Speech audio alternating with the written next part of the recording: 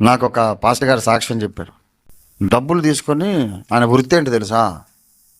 వృత్తి డబ్బులు తీసుకొని ఒక 2,000, 3,000, 5,000 అట్లా ఇస్తే, డబ్బులు తీసుకొని కిరాయికి మనుషులను ఎలకలను కొట్టినట్టు కొట్టి చంపేవాడు. అది ఆయన వృత్తి. ఇదే వెస్ట్ గోదావరి జిల్లాలో మనుషులను చంపడమే వృత్తి. నరరూప రాక్షసుడు, కరుకోటకు, దయా జాలి కనికరం ఏమాత్రము లేనివాడు ఈజీగా తీసుకుంటాడు. చస్తే చచ్చాడు, నా డబ్బులు నాకు వచ్చినాయి కదా, ఇది నా వృత్తి. మీరందరూ మేకలను గొర్రెలను చంపడం లేదు, నేను అట్లా మనుషులను చంపుతున్నాను, తప్పేంటి అనుకునేవాడు ఒకసారి దొరికిపోయాడు. జైల్లో అతనికి ఉరిశిక్ష విధించారు. తర్వాత జైల్లోకి ఎవడో ఒకడు దేవుని సేవకుడు వెళ్ళి సువార్త చెప్పాడు. అతను రక్షణ పొందాడు, చాలా సంతోషించాడు.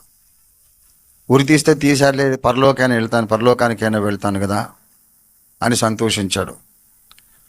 ఆ తర్వాత ఆశ్చర్యకరంగా పరిస్థితులను దేవుడు మార్చేశాడు. ఉరి శిక్షను మార్చి యావజ్జీవ కారాగార శిక్షగా మార్చారు.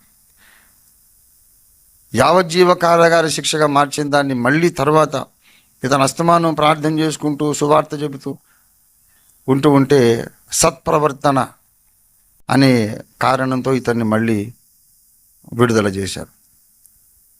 దేవా, నన్ను ఉరిదీస్తే నన్ను నీ సన్నిధిలో చేర్చుకో, బ్రతుకున్నంత వరకైనా సువార్త చెప్పుకుంటానని ఒప్పందపడ్డాడు. జైల్లో అనేక మంది ఆయన ద్వారా రక్షణ పొందారు.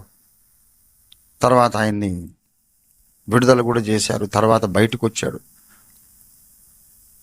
దేవుని బిడ్డలారా, ఆయనకు అసలు దయ అంటే ఏంటి, కనికరం అంటే ఏంటి, జాలి పడడం ఏంటో అనుభవంలోకి వచ్చింది. మనిషి మెత్తగా మృదు స్వభావిగా మారిపోయాడు. ఒకప్పుడు ఒక్క దెబ్బకు మనిషిని చంపినవాడు సువార్త కొరకు ఎన్నో దెబ్బలు తిన్నాడు, రక్తం కార్చాడు, అందరి చేత వెలివేయబడ్డాడు, ద్వేషించబడ్డాడు. పైనా పర్వాలేదు, యేసయ్య నా బ్రతుకు మార్చాడు. కొన్ని సంవత్సరాలు, దశాబ్దాలు ఆయన సేవ చేశాడు.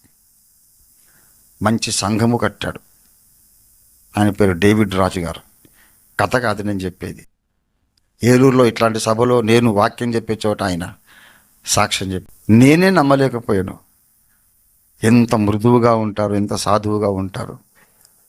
ప్రాణాలు తీసే మనుషులను ప్రాణాలు ఇవ్వడానికి సిద్ధపడేటట్టుగా దేవుడు సిద్ధపరిచాడు. ఇలాగూ మార్చగలిగిన దేవుడు యేసు ఒకడు మాత్రమే. దేవునికి స్తోత్రం కలుగును గాక. ఇట్లాంటివి కొన్ని 1000 సాక్ష్యాలు నేను విన్నా.